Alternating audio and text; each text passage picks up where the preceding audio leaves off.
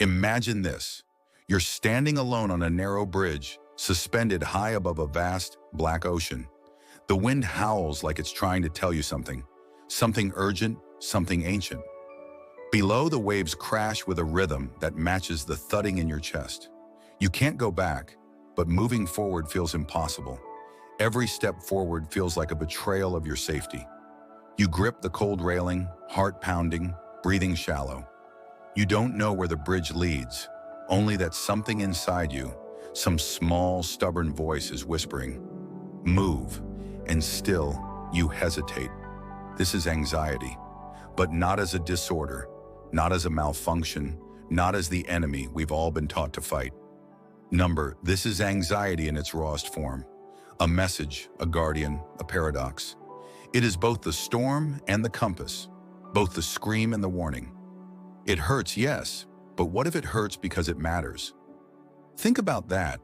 What if the thing we spend our lives trying to silence is the very force designed to wake us up? We treat anxiety like a thief in the night, robbing us of joy and peace. But what if it's more like an alarm clock? Loud, relentless, annoying, yet desperately trying to shake us out of a dream we were never meant to stay in? What if your anxiety isn't a weakness to be medicated into silence, but a strength misinterpreted, misunderstood, misdiagnosed by a society obsessed with ease, comfort, and control? Look around. The modern world tells you to chase calm like it's the ultimate virtue. Don't stress, they say. Stay positive. Manifest peace. But beneath the surface of that glossy reassurance lies a deeper question. What if your discomfort is trying to save you? Not from external danger, but from a life that is too small for your soul. From a job, a relationship, a belief, a pattern of living that you've outgrown? What if anxiety is not the problem, but the signal that a problem exists? You see, the truth is rarely convenient. That's why most people spend their lives turning the volume down on the one voice they should be listening to the most, their inner unrest. And this unrest, it doesn't care about how others see you. It doesn't care about social media filters, morning affirmations, or mindfulness apps that promise to quiet your mind. Because anxiety isn't trying to be quiet, it's trying to be heard.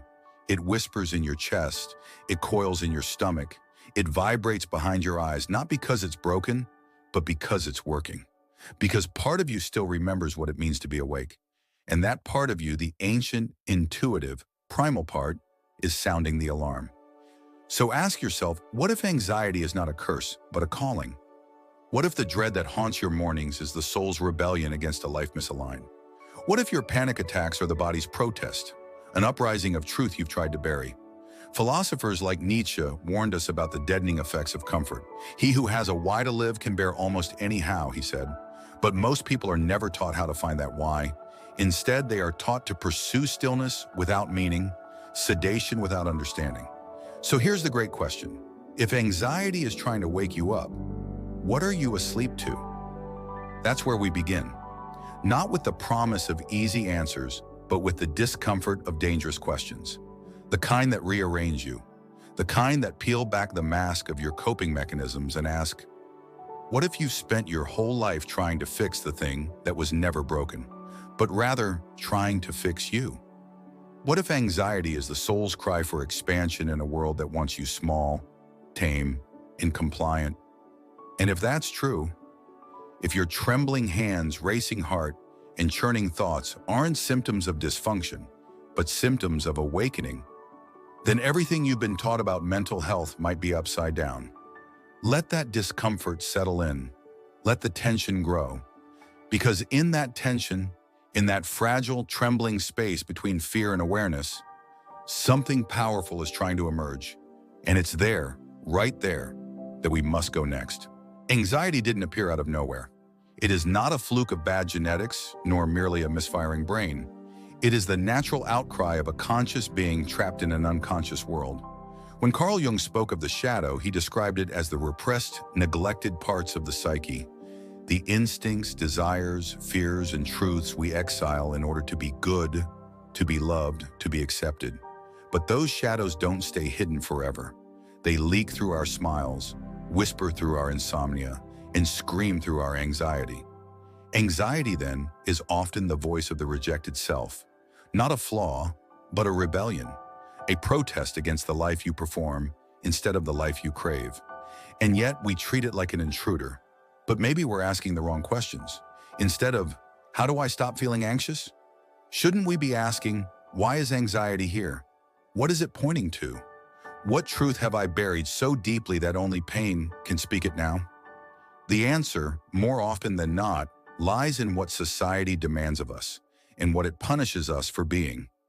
Friedrich Nietzsche once wrote, "Man is the cruelest animal, not because he is inherently evil, but because he lies to himself." Society teaches us to wear masks from the moment we can walk. Don't cry. Be strong. Fit in. So we do. And in doing so, we amputate parts of our soul. Schopenhauer, the philosophical pessimist, believed that human suffering was rooted in desire, especially unfulfilled desire. But what happens when you're not even allowed to know what you truly desire? What happens when you're trained to want what others want for you? You become anxious, not because you're weak, but because you're split. The mind says, stay in the job, the relationship, the expectation. But the body tenses, the heart races, the chest tightens. Why? Because your real self is screaming for air.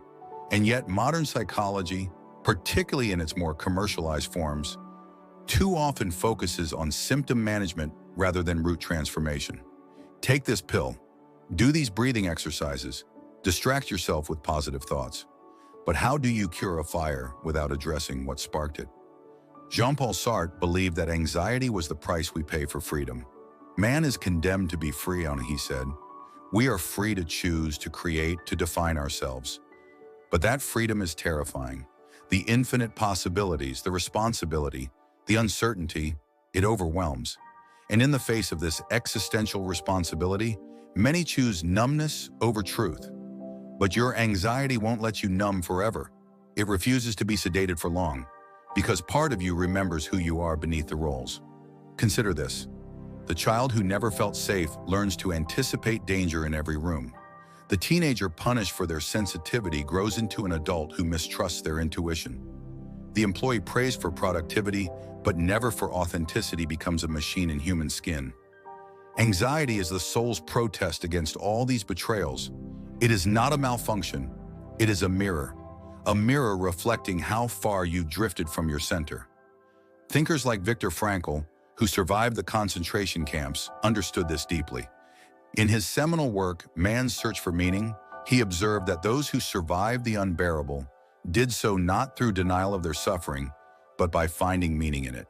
He didn't see anxiety or despair as disorders, but as invitations, signposts pointing toward the necessity of purpose. Now think of modern life, hyper-connected yet emotionally starved, saturated with stimulation yet devoid of meaning. You're told that success is money, that beauty is symmetry, that happiness is a product you can buy in monthly installments. But your psyche knows better, and so it rebels, quietly at first, then loudly, in sleepless nights, in racing thoughts, in social dread, in sudden panics you can't explain. Your body becomes the battleground between your conditioned self and your authentic self. And here's the hidden problem. We don't fear anxiety itself. We fear what it exposes. We fear that we've wasted years living for other people's approval. We fear that our relationships are built on performance, not truth. We fear that we've made peace with prisons we were meant to escape. And instead of facing these fears, society hands us 1,000 distractions. Scroll, swipe, shop, drink, binge, achieve, compare, escape. The problem isn't anxiety. The problem is our refusal to listen to what it's trying to say. We're so used to performing well-being that we forget what being even means. So we slap self-care on consumerism and call it healing. But real healing, it's terrifying. It's bloody. It's confrontational. It drags your shadows into the light and forces you to look them in the eye. And that is where anxiety takes you, if you let it. But few do. Because the cost of waking up is the death of who you thought you were. So the tension builds. We numb, we cope, we hide. and anxiety grows stronger. Not because it wants to destroy us, but because it refuses to be ignored. This is the hidden truth. Anxiety doesn't mean you're broken. It means you're breaking through.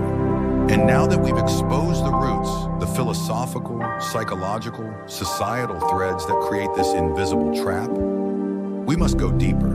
Because anxiety does not only shape the inner life, it shapes entire cultures.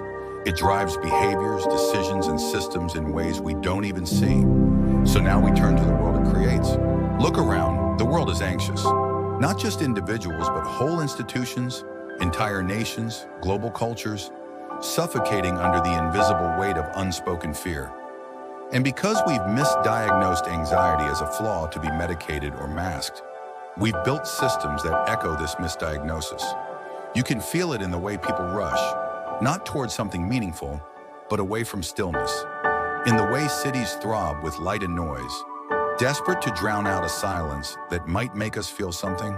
In the way people post curated moments of joy with dead eyes behind the camera.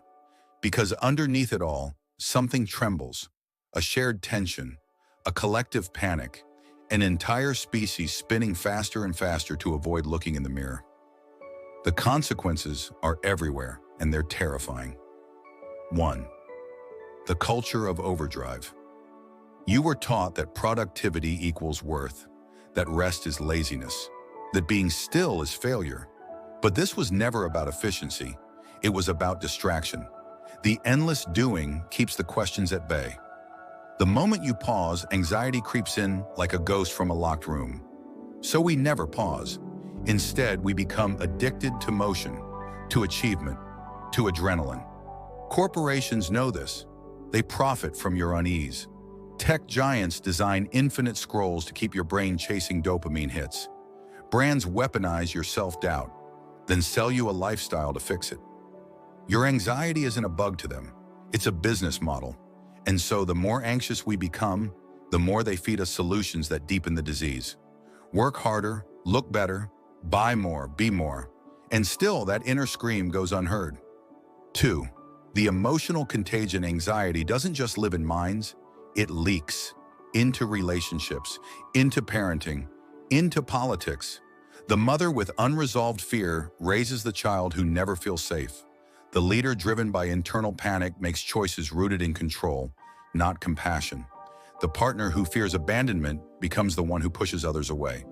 We become mirrors of each other's unhealed tension. We inherit wounds not through genes, but through behavior, through silence, through what was never spoken aloud. This creates generations of emotional illiteracy. We don't learn to listen to ourselves.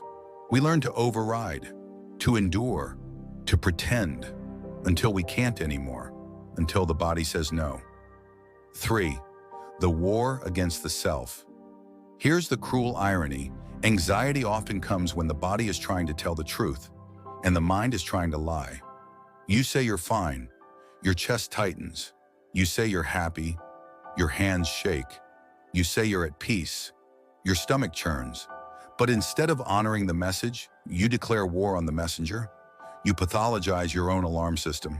You silence it with substances. You shame it with mantras like, just be grateful or stop overthinking.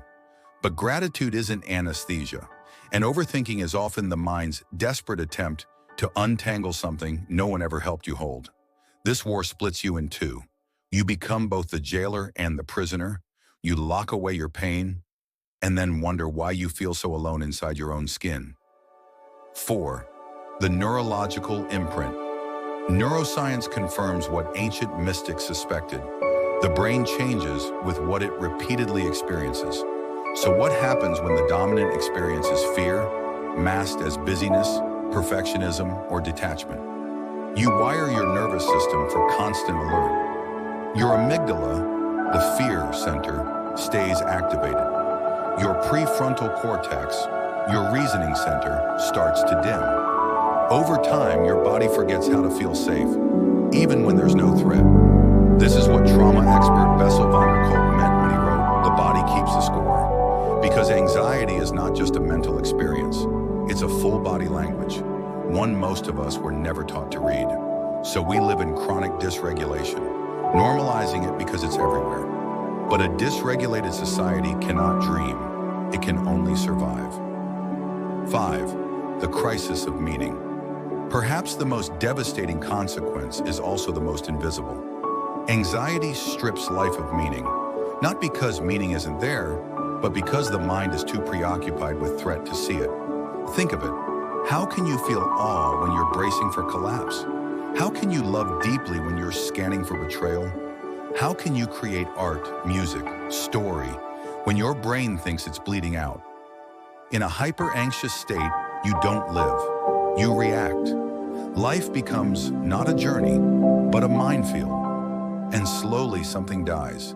Not the body, not yet, but the spark. The soul's flame dims beneath the noise of survival. You wake up, but you're not awake. You work, but you don't create. You connect, but you don't feel seen. You exist, but you don't truly live. And the cruelest part? You start to believe this is just how life is. That numbness is normal. That dread is maturity. That dreams are childish. But that's the lie anxiety sells when it becomes your master instead of your messenger. So where does this leave us? We've seen the roots. How anxiety arises not from weakness, but from a deep inner conflict fueled by societal demands and philosophical contradictions. We've seen the consequences, how this conflict infects our bodies, our relationships, our culture, even our sense of self. But what if anxiety isn't your enemy? What if it's the guide you've been ignoring? What if the very symptoms you've tried to silence are signals, pointing the way back to something you forgot? Something vital, something ancient, something sacred. It's time to rebel. Not against anxiety, but against everything that taught you to fear it. And that rebellion begins now. Imagine standing at the edge of a cliff. Behind you, the familiar chaos of a life lived under siege. Rules you never questioned, expectations you never set, fears you never named. Ahead, only silence. Vast, open, terrifying. It feels like death. But something deeper whispers, this is not the end. This is the beginning. That's how the rebellion starts. Not with noise, not with rage, but with the audacity to pause, to listen, to question the unquestionable. You were told anxiety is a prison, but what if it's a compass, pointing to the places you abandon yourself? The first step, listening to the enemy rebellion, does not begin with resistance. It begins with listening. Sit in silence. Let the discomfort rise. Do not flinch. When anxiety tightens your throat, ask it, what are you afraid I'll see? When your chest burns, ask, what truth have I buried? When your heart races at nothing, ask, what have I been running from? Because anxiety isn't random. It's intelligent. It's ancient. It's the part of you that refused to forget. Carl Jung once said, until you make the unconscious conscious, it will direct your life and you will call it fate. Anxiety is the unconscious screaming to be made conscious. Your job is not to kill the alarm.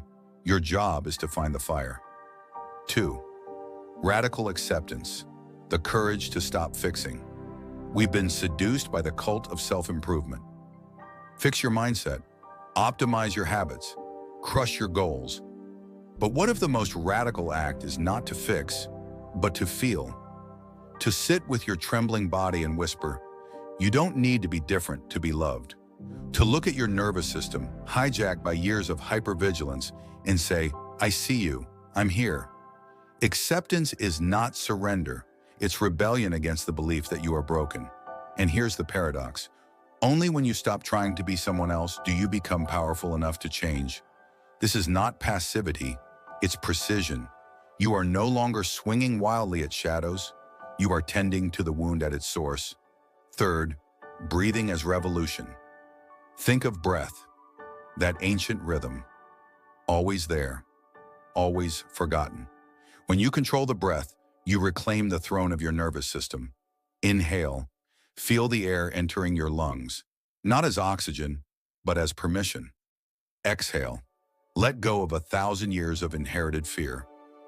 Neurologically, breath is the back door to your limbic system. Philosophically, breath is presence made visible. Spiritually, breath is the bridge between the seen and unseen. Rebellion doesn't always look like fire and fury. Sometimes it's just 3 deep breaths and choosing not to run. 4. Burning the old scripts. Every anxious thought has a script behind it. If I don't succeed, I'll be abandoned. If I rest, I'll fall behind. If I speak my truth, I'll be rejected. Where did those scripts come from? Whose voices are you echoing? Maybe it was the parent who could only love conditionally. Maybe it was the teacher who praised your performance, not your presence. Maybe it was a society that rewards perfection over humanity. Rebellion means rewriting the story. Try this. Take one anxious belief, write it down, then ask yourself, who taught me this? Who profits from this? What would change if I no longer believed it? Then write a new sentence, one that feels dangerous, one that makes your pulse quicken, not from fear, but from freedom. This is the script of your becoming. 5. The alchemy of anxiety. Here's the twist most never see.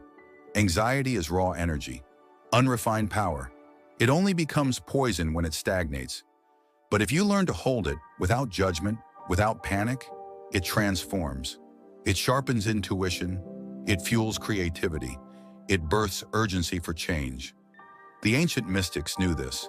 In Kabbalah, the Hebrew word for fear, yira, also means awe. In Taoism, the tension between opposites creates flow. In alchemy, the prima materia, the base substance, is chaotic, dark, and volatile. But through process, it becomes gold. Your anxiety is prima materia, the darkness before dawn, the storm before illumination. If you stop rejecting it, it will reveal its gift. Imagine you are no longer at war with yourself, no longer afraid of the trembling in your chest, no longer ashamed of the restless thoughts, no longer whispering to yourself in the dark, "Why am I like this?" Imagine instead you look anxiety in the eye and it bows, not because it's gone, but because it has fulfilled its purpose. This is the moment most never reach, because to arrive here, you must pass through the fire. You must surrender your comfort, your identity, your illusion of control. But those who do, they find something terrifyingly beautiful, something so obvious it hides in plain sight. The truth is this: your anxiety is not a malfunction. It's your soul's resistance to a life not yet aligned with your truth. Let that sink in. Your anxiety is not the disease. It is the symptom of your awakening. 1. The soul's alarm system. We were told anxiety is a mental illness, something to be cured, medicated, silenced. But what if it's actually a spiritual signal, a messenger from your inner world? When your job drains your joy, anxiety speaks. When your relationship suffocates your essence, anxiety speaks. When you betray your own values for acceptance, success, or safety, anxiety screams. Anxiety is the soul's way of saying, "I cannot breathe in this false life." It is not the fire, it is the smoke. You don't treat the smoke. You look for what's burning. This truth is ancient. It echoes through every sacred text, every mystical tradition, every revolutionary life. You are not broken. You are being called. 2. The price of numbness. But modern life has made us masters of distraction. We scroll, we drink, we binge, we pretend. Because to feel the full weight of our unease is to risk everything: the job, the relationship, the identity, the illusion. But the longer you numb it, the louder it gets. Until one day, it doesn't whisper anymore. It roars, and that roar, that panic, that breakdown, it's not your end. It's your soul kicking down the door you've tried to keep shut, because something deeper is demanding to live. Something more honest, more free, more you. 3. The illusion of safety. Ask yourself, what have you been calling safety that is actually just familiar pain? We stay in toxic patterns not because they feel good, but because they feel known, predictable, controllable. Anxiety is often a rebellion against this false safety. It is the shaking of the cage, the refusal to sleepwalk any longer, the sacred unrest that says, "This is not it," And that's terrifying, because real freedom comes with no map. But if you listen to that unrest, not as a flaw, but as guidance, you begin to see anxiety as the portal. 4. From fear to becoming fear tells you, you must shrink to survive. Anxiety tells you, you are too big for the life you've been living. This is not semantics. This is revolution. Fear says, stay small. Anxiety says, grow or die. It is the birth pangs of a new self trying to emerge. Not in spite of your trembling, but through it. Anxiety doesn't mean something's wrong. It means something wants to be born. You can numb it, or you can birth it. You get to choose. 5. The wisdom of the wound. Rumi wrote, "The wound is the place where the light enters you." What if your anxiety is not the wound, but the doorway to the wound? And through that wound, deeper than fear, deeper than pain, you find the truth that everything you ever called weakness was your strength in disguise, that your sensitivity is insight, that your vigilance is wisdom, that your restlessness is destiny calling. Anxiety does not mean you are weak. It means you are awake. Too awake to tolerate the lie, too alive to live numb, too human to pretend any longer. 6. The mirror of meaning. Viktor Frankl said, "Those who have a why to live can bear almost any how." What if anxiety is a cry for your why? It rises when your life drifts from meaning, when you trade purpose for productivity, connection for convenience, integrity for acceptance. And the moment you remember your why, the anxiety shifts. Not because the world gets easier, but because your inner compass reactivates. Anxiety doesn't vanish. It aligns. It becomes guidance instead of noise, like a storm turning into wind in your sails. 7. The final shift, from enemy to ally. Here is the ultimate truth, the final, most terrifying, most liberating revelation. You don't need to kill your anxiety. You need to honor it. You don't need to conquer the panic. You need to listen to the wisdom beneath it. You don't need to erase the discomfort. You need to ask what it's trying to protect. Because at its core, anxiety is a guardian. Crude, intense, unrefined, but loyal. It doesn't want to ruin your life. It wants to save it. And when you see that, truly see it, the war ends. Not because you've defeated the fear, but because you no longer fear yourself. So imagine this one last time. You wake up, not panic-free, but panic-wise. The tremble still comes, but now you meet it like an old friend. You don't run, you breathe, you listen, and in the listening, you hear something deeper. A whisper beneath the worry, a heartbeat beneath the racing thoughts, a calling beneath the noise. You've stopped surviving, you've started becoming, and that is the real gift. Not the absence of anxiety, but the arrival of your truest self.